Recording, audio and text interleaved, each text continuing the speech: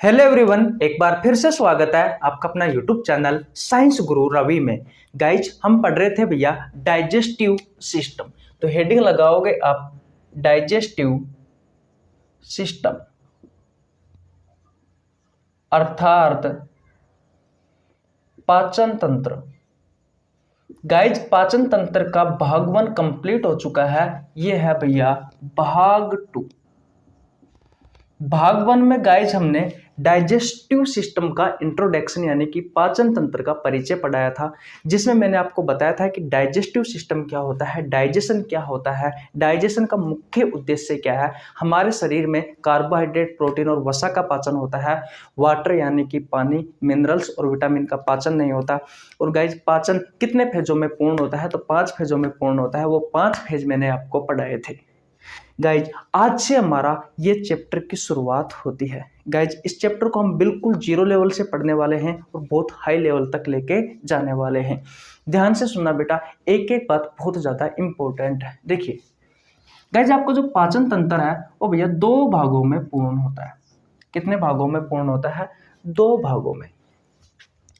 पहला गाइज जहां से होकर आपका भोजन गुजरता है वो वाला भाग, और उस भाग को कहा जाता है एलिमेंट्री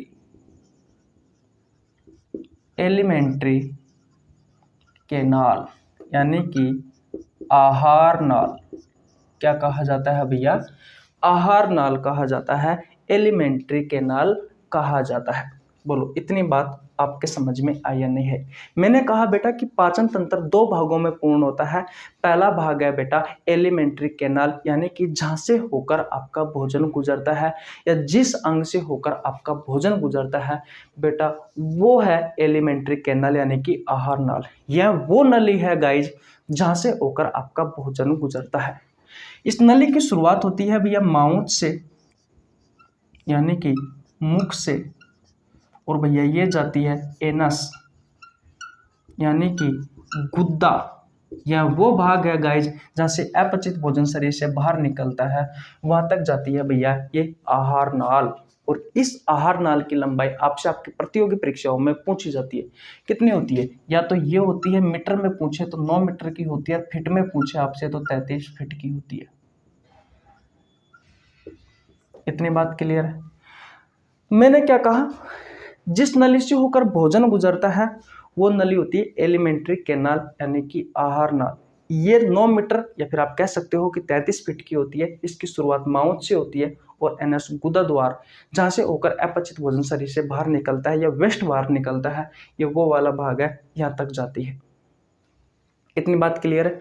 लेकिन बेटा दूसरी तरफ देखा जाए तो दूसरी तरफ यहाँ पर हम उनके बारे में पढ़ते हैं जो भैया पाचन में हेल्प करते हैं, जो भैया भोजन के पाचन में हेल्प करते हैं, जैसे कि डाइजेस्टिव ग्लैंड,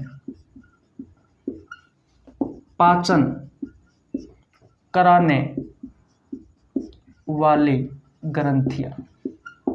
अब आप कहोगे भैया मैं समझ में नहीं है, या फिर आप लिख सकते हो एक्सोक्राइन ग्लैंड।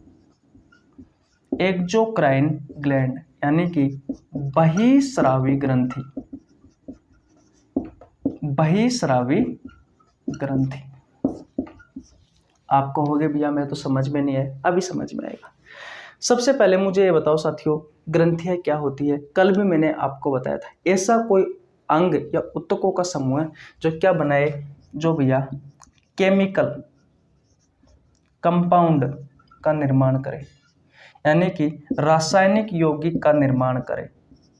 और ये रासायनिक यौगिक क्या क्या हो सकता है? तो भैया ये रासायनिक यौगिक हो सकता है जूस, एंजाइम और हार्मोन। ग्रंथि क्या है? जो भैया जूस का निर्माण करे जैसे कि पित्तरस, अग्नाशय रस, आतीय रस, एंजाइम का निर्माण करे या फिर हार्मोन का निर्माण करे, वो है भैया ग्रंथि। अब भैया ग्रंथि इन केमिकल कंपाउंडों के आधार पर, इन रासायनिक यौगिकों के आधार पर, जूस, एंजाइम और हार्मोन के आधार पर 3 भागों में बटी हुई होती है। एक होती है भैया अंतःस्रावी ग्रंथि, एक होती है अंतःस्रावी ग्रंथि, दूसरी होती है भैया बहिस्रावी ग्रंथि। ध्यान से सुनना, यहाँ से कुछ पॉइंट निकल के आएगा। एक होती है भैया मिश्रित ग्रंथि। मैंने कहा कि इन केमिकल कंपाउंड के आधार पर ग्रंथियों को 3 भागों में बांटा गया है, अंतःस्रावी ग्रंथि, बहिस्रावी ग्रंथि, मिश्रित ग्रंथि। गाइस, जो अंतःस्रावी ग्रंथि होती है वो बनाती है हार्मोन, और जो बहिस्रावी ग्रंथि होती है वो बनाती है जूस और एंजाइम, और मिश्रित ग्रंथि भैया इन तीनों का निर्माण करती है। अब हमें पढ़ना है भैया बहिस्रावी ग्रंथि, जूस और एंजाइम के बारे में, क्योंकि ये दोनों भैया भोजन के पाचन में हेल्प करते हैं। ये भैया भोजन के पाचन में हेल्प करते हैं। तो कौन कौन सी ग्रंथियां हैं भैया जो भैया पाचन कराने में सहायक होती है, उन ग्रंथियों के बारे में इसमें पढ़ेंगे। और वो ग्रंथियों को हम बहिस्रावी ग्रंथि भी कहते हैं, जो कि मैंने आपको बता दिया। एक बार और रिवीजन करवाता हूँ। ऐसा कोई अंग या ऊतकों का समूह जो जूस, एंजाइम और हार्मोन बनाए, वो ग्रंथि है। ये क्या है भैया? ये रासायनिक यौगिक है, ये केमिकल कंपाउंड है। इन केमिकल कंपाउंडों के आधार पर, इन रासायनिक यौगिकों के आधार पर ग्रंथियों को 3 भागों में बांटा गया है, अंतःस्रावी ग्रंथि, बहिस्रावी ग्रंथि और मिश्रित ग्रंथि। जो अंतःस्रावी ग्रंथि होती है वो हार्मोन बनाती है। जो बहिस्रावी ग्रंथि होती है वो जूस और एंजाइम बनाती है, और जो मिश्रित ग्रंथि होती है वो तीनों बनाती है। इतनी बात समझ में आई आपको? ओके, और बात करते हैं गाइस मिश्रित ग्रंथि और अंतःस्रावी ग्रंथि के बारे में। हम किस में पढ़ते हैं? हम पढ़ते हैं भैया अंतःस्रावी तंत्र में, एंडोक्राइन सिस्टम वाले चैप्टर में पढ़ते हैं। और भैया बहिस्रावी ग्रंथि के बारे में इस चैप्टर में हम पढ़ते हैं। बोलो, ये चीज आपको समझ में आई या नहीं आई? तो एक तरफ तो हम आहार नाल के बारे में पढ़ेंगे, जहां से होकर हमारा भोजन गुजरता है, और दूसरी तरफ बेटा हम पढ़ने वाले हैं पाचन कराने वाली ग्रंथियों के बारे में। इतनी बात समझ में आ गई? मैंने आपसे ये कहा कि जो डाइजेस्टिव सिस्टम है, जो पाचन तंत्र है, ये भैया 2 भागों से मिलकर के बना हुआ होता है। एक है भैया इसका कौन सा भाग? आहार नाल वाला भाग। और दूसरा है भैया ये डाइजेस्टिव ग्लैंड, पाचन कराने वाली ग्रंथि है, एक्सोक्राइन ग्लैंड, जिसे आप बहिस्रावी ग्रंथि कहते हो। इतनी बात क्लियर है? आहार नाल की बात करें बेटा, 9 मीटर लंबी होती है या फिर 33 फीट लंबी होती है। इसकी शुरुआत माउथ से होती है और एनस गुदा वाले भाग तक ये जाती है। गाइस, सबसे पहले जो आहार नाल, जब हम भोजन खाते हैं बेटा, जब हम भोजन खाते हैं तो कहाँ से खाते हैं?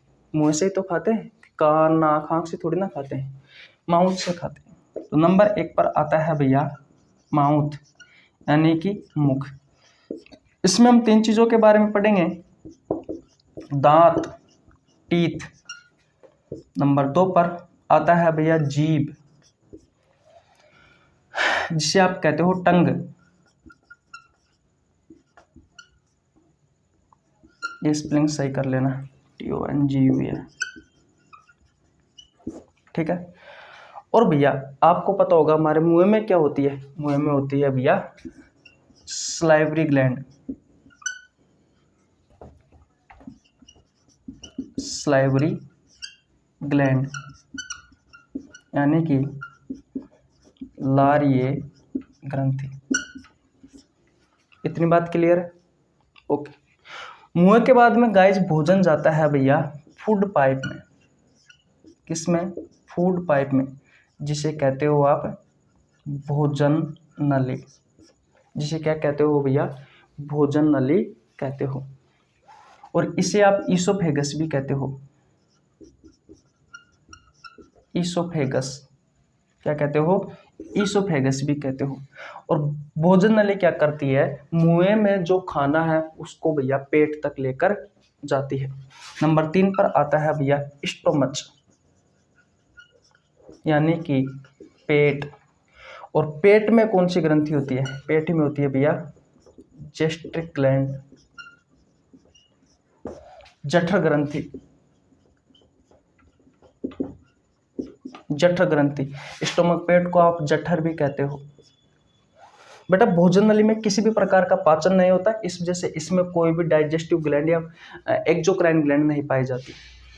मुंह में पाई जाती है सलाइवरी ग्लैंड, जो लार बनाने में सहायक होती है, आगे पढ़ाएंगे।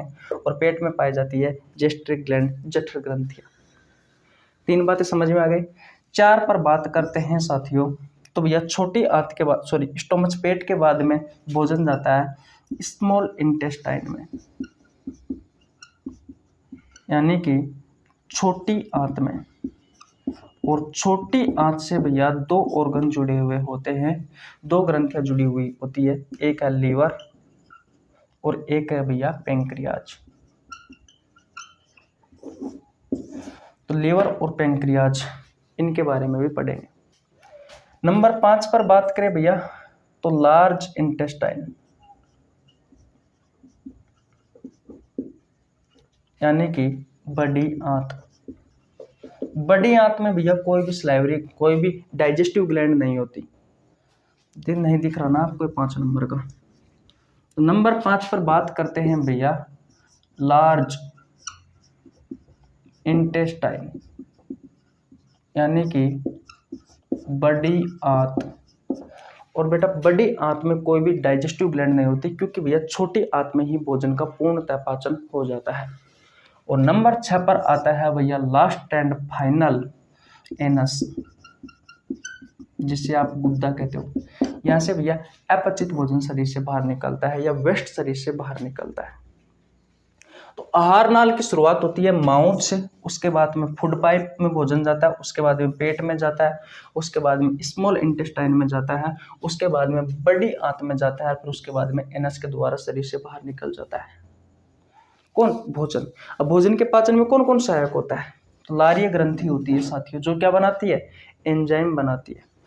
फिर जठर ग्रंथि, उसके बाद में भैया लीवर, लीवर से भी रस निकलता है, जूस निकलता है, पित्तरस।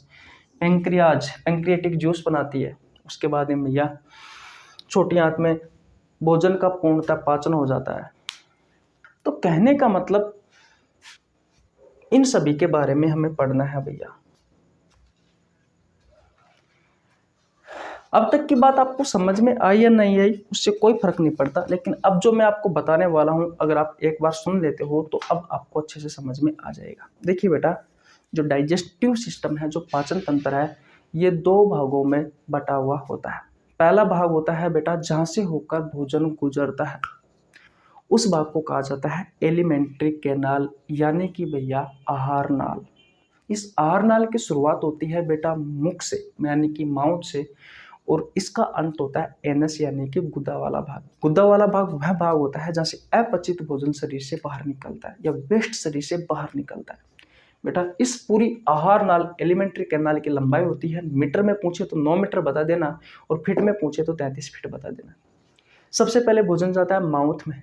माउथ में भैया दांत होते हैं और जीभ होती है, भोजन के पाचन में सहायक होते हैं, तो इनके बारे में पढ़ेंगे हम। माउथ के बाद में फूड पाइप, जिसे आप ईसोफेगस भी कहते हो, ईसोफेगस में भोजन जाता है। ये फूड पाइप क्या करता है? मुंह में जो भोजन है बेटा उसको हमारे पेट तक पहुंचाता है। उसके बाद में स्टोमच, पेट में जाता है भोजन, उसके बाद में छोटी आंत में जाता है, उसके बाद में बड़ी आंत में जाता है, और उसके बाद में एनस, गुदा द्वार द्वारा शरीर से अपचित भोजन शरीर से बाहर निकल जाता है, यानी कि वेस्ट शरीर से बाहर निकल जाता है। लेकिन दूसरी तरफ देखा जाए बेटा तो डाइजेस्टिव ग्लैंड, पाचन कराने वाली कुछ ग्रंथियां होती है जिन्हें हम बहिस्रावी ग्रंथि कहते हैं। ये ऐसी ग्रंथि होती है जो भैया जूस और एंजाइम बनाती है। और जूस और एंजाइम, जब मैंने पाचन तंत्र का आपको इंट्रोडक्शन पढ़ाया था तो उसमें मैंने आपको बताया था कि ये क्या करवाते हैं भैया, ये भोजन के पाचन में हेल्प करते हैं। कौन? जूस और एंजाइम। ये एंजाइम उत्प्रेरक की तरह कार्य करता है, जो भैया इस केमिकल रिएक्शन को जल्दी करवाने का कार्य करता है। जैसे कि माउथ में होती है सलाइवरी ग्लैंड्स, आपके पेट में होती है जठर ग्लैंड्स, यानी कि जठर ग्रंथि। और बात करें तो छोटी आंत में ये 2 ऑर्गन होते हैं जहाँ से जूस बनता है। एक होता है लीवर, लीवर में पित्तरस का निर्माण होता है जो भोजन के पाचन में सहायक होता है। जो पेंक्रियाज, जैसे पेंक्रिएटिक जूस, अग्नाशय रस बनता है जो भोजन के पाचन में सहायक होता है। बेटा छोटी आंत में भोजन का पूर्णतः पाचन हो जाता है, और बड़ी आंत में गाइज भोजन का पाचन नहीं होता, इस वजह से इसमें कोई भी डाइजेस्टिव ग्लैंड यानी कि पाचन कराने वाली ग्रंथि नहीं होती। और उसके बाद में ये अपचित भोजन जो भी होता है बेटा वो शरीर से बाहर निकल जाता है, या फिर जो वेस्ट होता है, जो अपशिष्ट पदार्थ होता है, वो हमारे शरीर से एनस, गुदा वाले भाग से शरीर से बाहर निकल जाता है। फूड पाइप की बात करें बेटा, इसमें भी भोजन का किसी भी प्रकार का पाचन नहीं होता, इस वजह से इसमें भी कोई भी पाचन कराने वाली ग्रंथियां नहीं होती। बोलो बोलो भैया, क्या ये चीज आपको समझ में आई या नहीं आई? इतनी सारी मैंने राम कहानी बताई आपको, ये आपको समझ में आई या नहीं आई? आशा करता हूँ बहुत अच्छे से आ गई होगी। तो बेटा आ गई है, अब हमें एक एक करके इन सभी के बारे में पढ़ना है। पहले माउथ के बारे में पढ़ेंगे, फिर माउथ में दांत, जीभ, ये सलाइवरी ग्लैंड्स इनके बारे में पढ़ेंगे, फिर फूड पाइप के बारे में पढ़ेंगे, फिर स्टोमच यानी कि पेट के बारे में पढ़ेंगे, जिसमें हम जेस्ट्रिक ग्लैंड्स यानी कि जठर ग्रंथियों के बारे में पढ़ेंगे, फिर स्मॉल इंटेस्टाइन पढ़ेंगे छोटी आंत, उसमें हम बेटा लीवर और पेंक्रियाज के बारे में पढ़ेंगे, फिर हम बड़ी आंत पढ़ेंगे लार्ज इंटेस्टाइन, फिर एनस वाला भाग पढ़ेंगे। तब जाकर बेटा हमारे पाचन तंत्र पूर्णतः होगा, यानी कि पाचन तंत्र समाप्त होगा। ये बात समझ में आई? ओके गाइज, स्क्रीनशॉट ले लीजिए। मैं मेरे बारे में बता देता हूँ। मेरा नाम रवि है। मैं सभी प्रतियोगी परीक्षाओं के लिए बायोलॉजी पढ़ाता हूँ। जो कंटेंट आपको पेड कोर्स में उपलब्ध नहीं होता, उससे अच्छा कंटेंट देने की कोशिश करता हूँ। आपको हमारे साथ जुड़ने के लिए ₹1 देने की आवश्यकता नहीं है। सिर्फ आपको हमारे चैनल को सब्सक्राइब करना है, बेल आइकन को प्रेस करना है, जिससे आपके पास हमारी वीडियो का नोटिफिकेशन टाइम टू टाइम पहुंच सके। गाइज, मैंने बायोलॉजी के बहुत सारे चैप्टर करवा रखे हैं। अगर आपने नहीं पढ़े हैं या नहीं देखे हैं तो आप हमारे चैनल पर जरूर विजिट कर सकते हो। सभी अच्छे कंटेंट दिया हुआ है गाइज आपको। मैंने बहुत सारे चैप्टर के MCQ भी करवा रखी है, आप जाकर देख सकते हो। अगर गाइज आप हमारे साथ इंस्टाग्राम अकाउंट, टेलीग्राम ग्रुप या टेलीग्राम चैनल, ट्विटर पर या फेसबुक पेज पर जुड़ना चाहते हो तो आपको नीचे लिंक डिस्क्रिप्शन में मिल जाएंगे, आप जाकर जुड़ सकते हो, क्योंकि वहाँ हम हमारी वीडियो की तमाम अपडेटें आपको देते रहते हैं। बोलो भैया, ये कहानी आपको समझ में आई? ओके, स्क्रीनशॉट ले लीजिए। आगे बढ़ते हैं साथियों और शुरुआत करते हैं भैया माउथ से। चलिए भैया आगे। ओके, देखिए भैया आगे चलते हैं। अब बात करते हैं साथियों, मुझे ये बताओ कि भोजन के पाचन की शुरुआत कहाँ से होती है? भोजन के पाचन की शुरुआत कहाँ से होती है भैया? तो भोजन के पाचन की शुरुआत होती है माउथ से। आप माउथ कह दीजिए या फिर ओरल कैविटी कह दीजिए या फिर बक्कल कैविटी कह दीजिए। मुख या मुख गुहा से होती है। कहाँ से होती है भैया? मुख या मुख गुहा। बेटा हमारे मुंह में जो खाली जगह है इसको कहा जाता है बक्कल कैविटी या ओरल कैविटी। तो भोजन के पाचन की शुरुआत होती है भैया माउथ से या फिर मुख गुहा से, या फिर कह सकते हो बक्कल कैविटी या ओरल कैविटी से। बात करते हैं गाइज, आहार नाल का पहला भाग है माउथ, इसे कहते हो आप मुख। और इस मुख में हम 3 चीजों के बारे में पढ़ते हैं।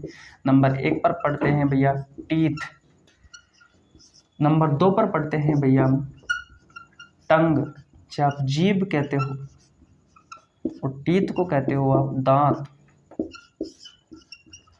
और स्लाइवरी ग्लैंड्स जिसे आप कहते हो लार ग्रंथियां।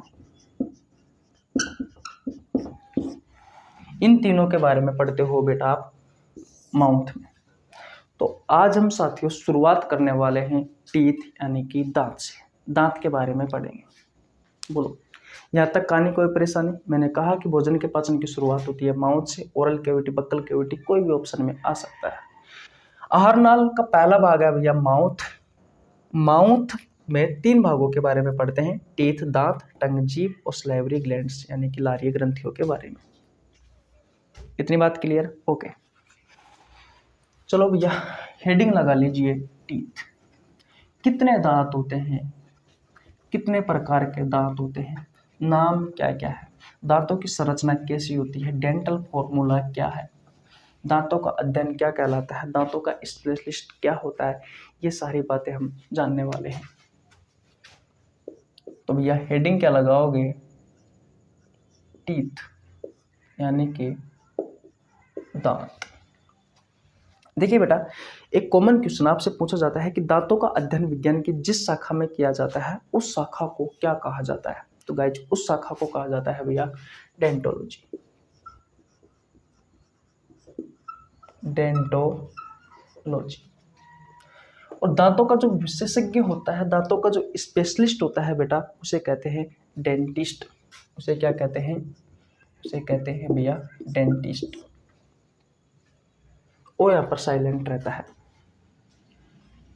बोलो, पहली बात आपको समझ में आई। देखिए भैया, हम बात कर रहे थे दांतों के बारे में। दांतों का अध्ययन विज्ञान की जिस शाखा में किया जाता है उस शाखा को कहा जाता है भैया डेंटोलॉजी। और बेटा दांतों का जो विशेषज्ञ होता है, दांतों का जो स्पेशलिस्ट होता है, उसे कहा जाता है भैया डेंटिस्ट। क्या कहा जाता है भैया? डेंटिस्ट कहा जाता है। इतनी बात समझ में आ गई आपको? ओके गाइस, जो दांत होते हैं बेटा वो 4 प्रकार के होते हैं। कितने प्रकार के? 4 प्रकार के। नंबर 1 पर बात करते हैं इंसाइजर। नंबर 2 पर बात करते हैं केनाइन। नंबर 3 पर बात करते हैं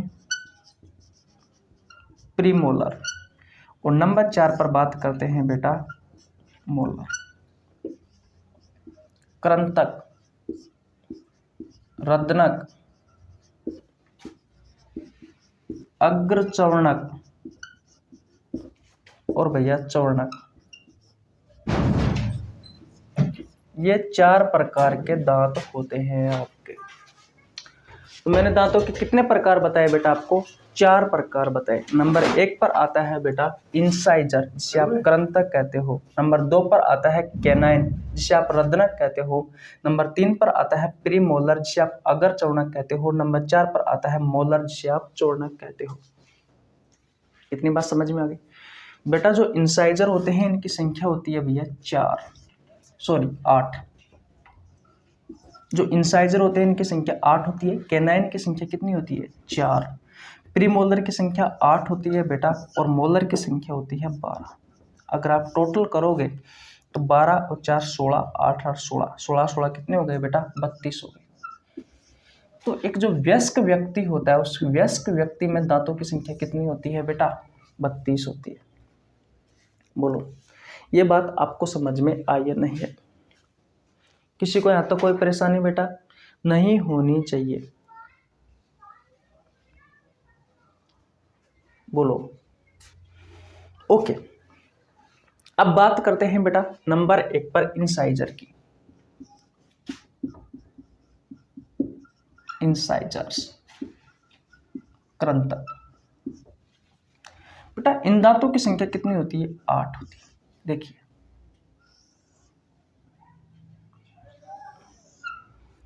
ऊपरी जबड़ा जो होता है उसे कहा जाता है बेटा मैक्सिबुलर जो, और निचला जो जबड़ा होता है उसे कहा जाता है मैंडिबुलर जो। 4 दांत तो बेटा ऊपर होते हैं,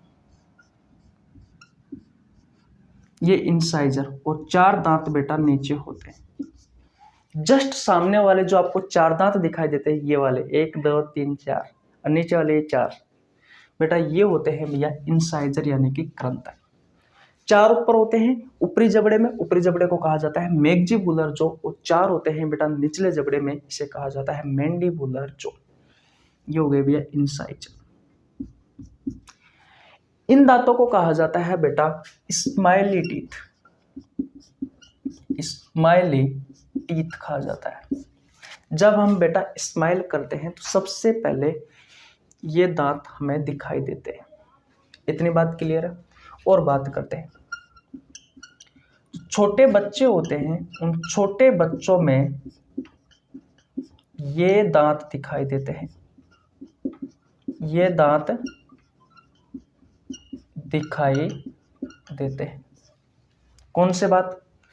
सॉरी, दिखाई देते नहीं बेटा, छोटे बच्चों में सबसे पहले ये दांत आते हैं। छोटे बच्चों में सबसे पहले आने वाले दांत,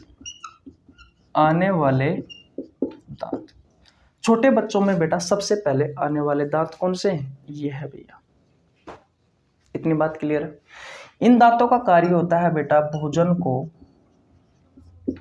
काटना। इन दांतों का क्या काम है? भोजन को काटना। और बेटा आपने देखो होगा जो हाथी होता है, उस हाथी में जो दांत दिखाई देता है, वो होता है बेटा ऊपरी जबड़े का कृंतक। ऊपरी जबड़े का कृंतक होता है। तो हाथी में दिखाई देने वाला दांत अगर आपसे पूछे तो बता देना ऊपरी जबड़े का है कृंतक। स्माइल दांत किस दांतों को कहा जाता है? इंसाइजर को कहा जाता है, कृंतक को कहा जाता है। छोटे बच्चों में सबसे पहले आने वाले दांत ही होते हैं। छोटे बच्चों के मुंह में अंगुली दे के देखना, सबसे पहले इन आगे के दांत ही उगते हैं। इन दांतों से ही भैया वो काटता है आपको, और ये भोजन को काटने का कार्य करते हैं। ऐसे जैसे आपने सेव, तो सेव का पहला बाइट आप लेते हो भैया तो इन्हीं दांतों से लेते हो।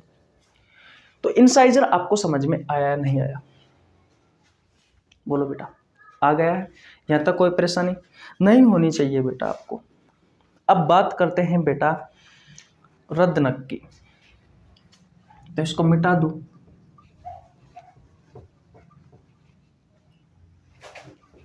नंबर 2 पर बात करते हैं बेटा हम किसकी? कैनाइन की,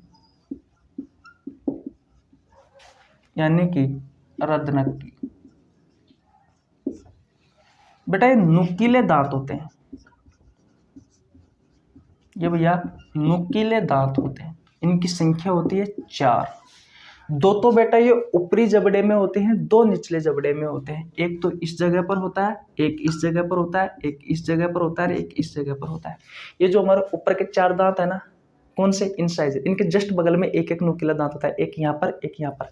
वैसे ये जो आपको इंसाइजर 4 सामने के दिखाई दे रहे हैं, इनके जस्ट बगल में एक एक दांत होता है, एक यहाँ पर होता है और एक यहाँ पर होता है। तो 4 दांत होते हैं भैया, कौन? कैनाइन, जिसे आप रद्दनक कहते हो। ये नुकीले दांत होते हैं।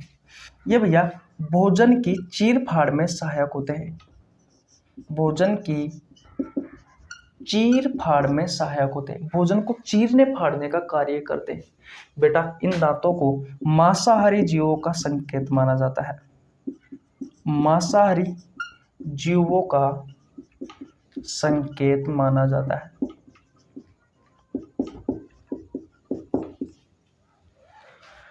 कभी आपने टाइगर को देखा है शिकार करता हुआ, खाता हुआ? वो बेटा जो नुकीले दांतों से शिकार करता है, हड्डियों को नोचता है, चबाता है, खाता है, वो कैनाइन होते हैं, रद्दनक होते हैं।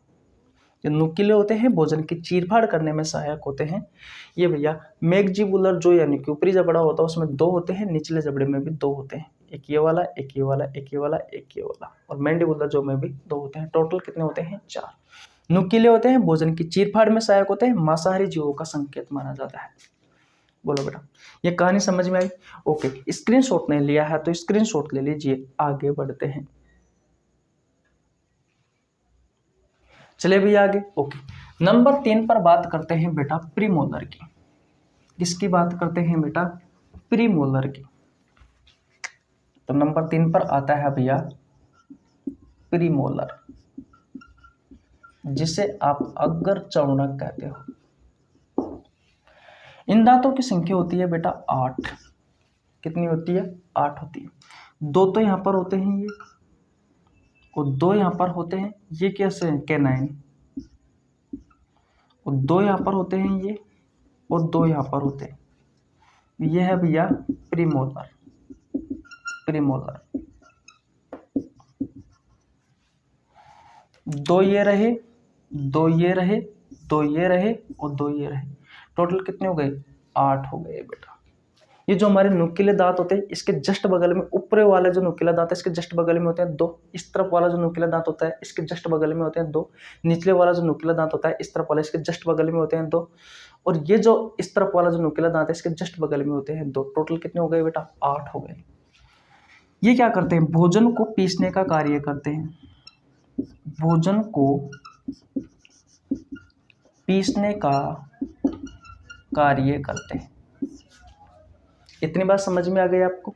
ओके, और बात करते हैं बेटा। याद रखना, जो छोटे बच्चे होते हैं, जो छोटे बच्चे होते हैं, उन छोटे बच्चों में ये दांत नहीं पाए जाते, ये दांत नहीं पाए जाते। छोटे बच्चों में बेटा ये दांत नहीं पाए जाते। बोलो, ये कहानी आपको समझ में आई या नहीं आई? ऊपरी जबड़े में कितने होते हैं? 4 होते हैं, 4 ही निचले जबड़े में होते हैं।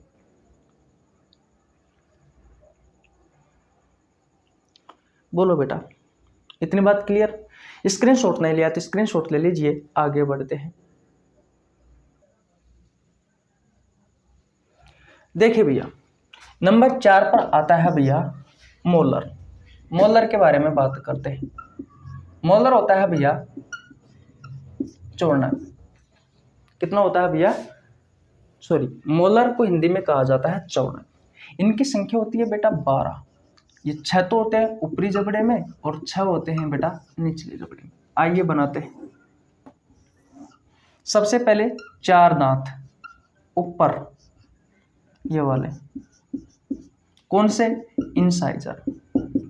फिर एक एक नुकीला दांत ऊपर नीचे, ये है भैया कैनाइन, ये सी, ये सी, ये सी, ये सी। फिर भैया इनके जस्ट बगल में 2-2 दांत, ये कौन से हैं भैया? ये है प्रीमोलर। ये कौन से हैं? प्रीमोलर। इनकी संख्या होती है 8। और अब आते हैं भैया चौर्णक। तो 3 तो इस तरफ होते हैं, ये चौर्णक यानी कि मोलर, और 3 होते हैं इस तरफ, 3 होते हैं यहाँ पर, और 3 होते हैं भैया यहाँ पर। ये हो गए भैया मोलर। देखोगे 3 3 6 और 6 6 12। 6 तो ऊपरी जबड़े में होते हैं, 6 निचले जबड़े में होते हैं। 3 इस तरफ, 3 इस तरफ, 3 इस तरफ, 3 इस तरफ। ये क्या करते हैं बेटा? तो भोजन को पीसने के साथ साथ में मिलाने का कार्य करते हैं। किसमें? लार में। और बेटा जो अक्ल दाढ़ होती है, अक्ल दांत होते हैं, वो अक्ल दांत बेटा इस चौर्णक में ही गिने जाते हैं, इन मोलर में ही गिने जाते हैं। तो यहाँ से आपके प्रतियोगी परीक्षाओं में गाइड जो भी क्वेश्चन पूछा जाता है वो सभी क्वेश्चन मैंने आपको करवाए हैं। बोलो। Incisor, canine, premolar, molar, total 32 दांत होते हैं। कहाँ पर उपस्थित होते हैं, क्या क्या काम करते हैं बेटा, वो सारी चीजें मैंने आपको बता दी। यहाँ तक किसी को कोई परेशानी है या नहीं है? नहीं है तो कोई दिक्कत नहीं है, स्क्रीनशॉट ले लीजिए। आगे बढ़ते हैं और आगे की कहानी हम आपको बताते हैं। चले भैया आगे। ओके, देखिए बेटा, मनुष्य के जीवन काल में 2 बार दांत आते हैं। जब आप बच्चे होते हो तो आपने देखा होगा कि दांत आते हैं, फिर हमारे ऊपर जाते हैं, फिर दोबारा दांत आते हैं। बेटा जो दांत उपड़ते हैं उन दांतों को कहा जाता है भैया, वो दांत 20 दांत होते हैं, वो होते हैं भैया मिल्क दांत, यानी कि मिल्क टीथ। उन्हें बोला जाता है दूध के दांत। क्या कहा जाता है? दूध के दांत। ये कौन कौन से होते हैं? तो इंसाइजर होते हैं भैया 4, तो कैनाइन होते हैं, इंसाइजर होते हैं 8, कैनाइन होते हैं भैया 4, प्रीमोलर होते हैं साथियों 0, और मोलर होते हैं भैया कितने? 8 4 12 और 8 20 हो गए। ये होते हैं। अब ये 20 दांत बेटा जो दूध के दांत है ये टूट जाते हैं और फिर 10 तो दोबारा आते हैं, यानी कि 2 बार आने वाले दांत है। ये 2 बार हमारे जीवन काल में आने वाले दांत है। फिर बेटा ये 20 दोबारा आएंगे और भैया 12 और आएंगे। तो जो 12 दांत है बेटा वो होते हैं भैया एक बार आने वाले दांत। एक बार आने वाले दांत हमारे जीवन काल में। अगर आपसे पूछे कि हमारे जीवन काल में एक बार दांत कौन से आते हैं, तो 12 कितने आते हैं, और 2 बार आने वाले दांतों की संख्या है 20। और 20 ये जो दोबारा आ गए, टोटल हो गए भैया 32। टोटल कितने हो गए बेटा? टोटल हो गए भैया 32। तो ये 32 दांत होते हैं बेटा स्थायी दांत, और ये होते हैं भैया अस्थायी दांत, क्योंकि ये भैया एक बार टूट जाते हैं और फिर दोबारा आते हैं। फिर ये दोबारा जो दांत है बेटा, ये टूटने के बाद जो दोबारा आते हैं, ये टोटल होते हैं स्थायी दांत। तो बोलो ये बात आपको समझ में आई या नहीं है? ये 32 कौन कौन से होते हैं तो मैंने आपको बता दिया। इंसाइजर 8, कैनाइन 4, प्रीमोलर 8 और मोलर 12। ये 12 दांत कौन कौन से होते हैं? तो इंसाइजर होता है 0, कैनाइन होता है 0, प्रीमोलर होते हैं भैया कितने? 8 और मोलर होते हैं भैया 4। ये 12 दांतों के बारे में बात कर रहा हूँ। ये 20 दांत तो मैंने आपको यहाँ पे करवा दिए ना।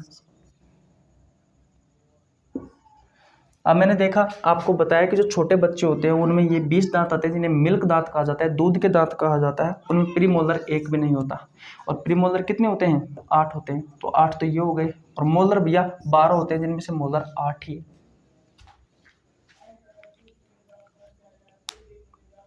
इतनी बात समझ में आ गई। ओके, अब बात करते हैं डेंटल फॉर्मूला की। तो बेटा डेंटल फॉर्मूला लिखने के लिए वैसे तो कोई काम में नहीं आता, लेकिन आपसे एग्जाम में पूछा जाता है। आपके दांतों के ऐसे एक तीर तो यहाँ लगाओ और एक तीर यहाँ लगाओ, 4 भाग हो गए। सबसे पहले हम जो 32 दांत होते हैं जो अडल्ट में होते हैं इनके बारे में बात करते हैं। लगा दिया।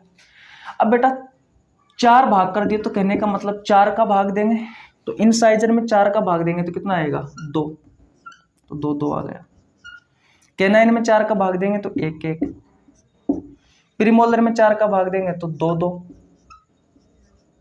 और भैया मोलर में अगर 4 का भाग देंगे तो 3 3 आता है, यानी कि 12 में 4 का भाग दिया तो 3 3। तो ये हो गए बेटा 21 23 इंटू 2 बराबर में 32। ये हो गया भैया वेस्ट एडल्ट का डेंटल फॉर्मूला। और बात करते हैं बेटा, अगर ये जो 20 है इनके बारे में बात करें तो वही 4 टुकड़े कर लीजिए कुछ इस तरीके से।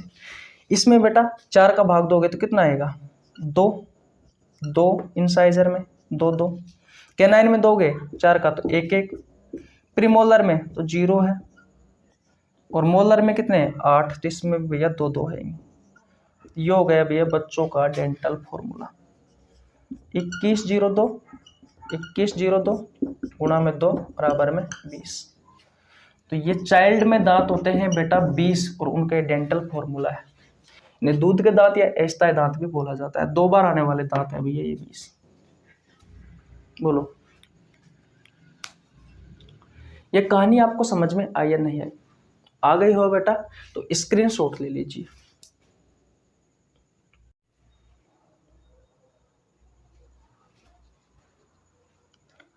गाइज आज हम यहीं तक रखते हैं। मैं आपको बता दूं साथियों, कल हम पढ़ने वाले हैं दांतों से संबंधित और बहुत सारी कहानियां। दांतों से संबंधित जो बीमारियां हैं उसके बारे में पढ़ेंगे, दांतों की संरचना है उसके बारे में पढ़ेंगे, अक्कल दांतों के बारे में पढ़ेंगे, और मैं आपको बताऊं साथियों दांतों के लक्षण पढ़ेंगे, तब जाकर हमारा दांतों वाला भाग कंप्लीट होगा। तो कैसी लगी आपको वीडियो? अगर वीडियो अच्छी लगी हो तो वीडियो को लाइक कर देना, चैनल पर नया तो चैनल को सब्सक्राइब कर लेना, बेल आइकन को प्रेस कर लेना, जिससे आपके पास हमारी वीडियो का नोटिफिकेशन टाइम टू टाइम पहुंच सके। मिलते हैं गाइस नेक्स्ट वीडियो में, तब तक के लिए जय हिंद, जय भारत, राम राम।